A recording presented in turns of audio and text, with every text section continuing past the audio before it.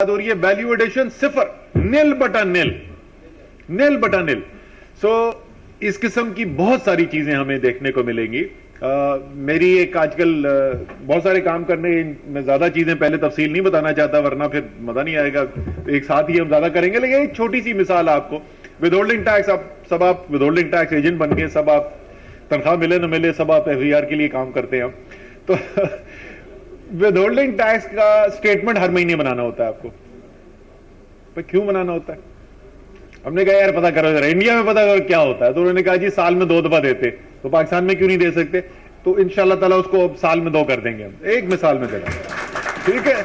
یہ ایسی اگلی ادھر بھی لے جائیں گے. ایک ایسی بے تحاشا مثالیں ہیں، اور اس لیے ہم نے کوشش یہ کی تھی کہ ظاہر ہے آپ لوگ براہ راست اس سے متاثر ہوتے ہو تو بزنس مین کو بلایا جائے. حالانکہ ہم بھی سرکار میں آئے ہوئے ہمیں 5 مہینے ہوئے، 28 سال کاروبار کیا ہے، تو آپ کی سائڈ پہ زیادہ ہے. لیکن پھر بھی ہم نے کہا جو اس وقت ایکٹیو ہے، جو ریپرزینٹ کرتے ہیں، اس لیے مظہر ناصر صاحب جس طرح بتا رہے تھے، یہ باقاعدہ پرائم منسٹر کے ساتھ میٹنگ کے اندر بھی آپ کی جو چیمبر کی سفارشات ہیں ان کو لے کر بیٹھے، اور انہوں نے وہاں پہ دیکھا ہوگا، یہ میں صبح سے 2 دفعہ بول چکا ہوں یہ، لیکن دہرانے والی بات ہے کہ پہلی بات تو پاکستان کی تاریخ میں یہ پہلی دفعہ ہوا تھا کہ کوئی سیاسی پارٹی الیکشن کے منشور کے اندر یہ لکھے کہ میں نے ایز آف ڈوئنگ بزنس جو ہے ہم نے بہتر کرنا ہے، اور باقاعدہ اس میں ہم نے ٹارگٹ سیٹ کیا اور کہا کہ جناب 100 سے بہتر پوزیشن پہ آنا چاہیے پاکستان کو.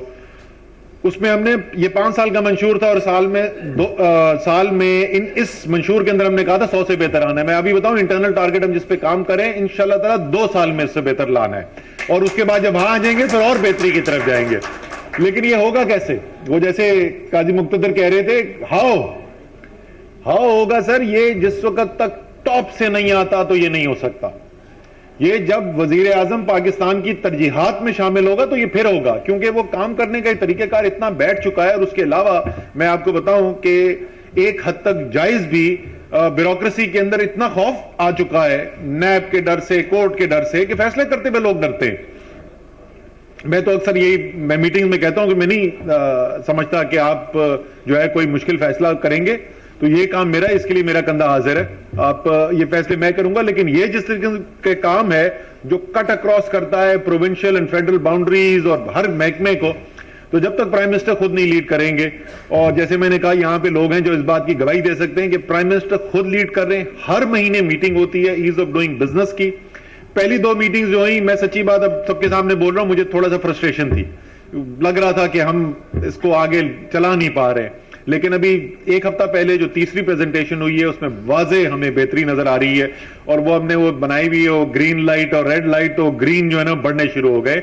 اور انشاءاللہ تعالیٰ 23 تاریخ کو جب میں فائنانس بل اگر وہ وزیر خزانہ اسد عمر کراچی میں تقریب سے خطاب کر رہے تھے.